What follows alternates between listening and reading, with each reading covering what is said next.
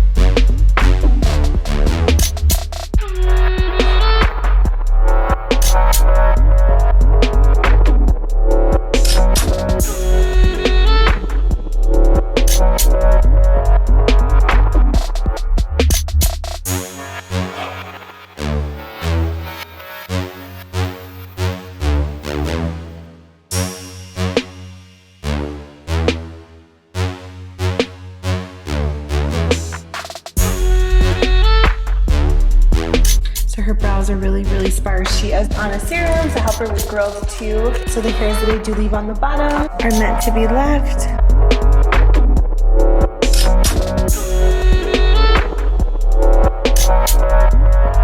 I don't know if you guys can see it in the video. They're really sparse. She has gone through chemo, so she has lost a lot of her hairs. So we're just working on regrowing them back out. That is probably all that I'm gonna do for today on her. There's a lot of unevenness in her brows, but again, this is something that takes very long time to correct. It's nothing that'll be done overnight.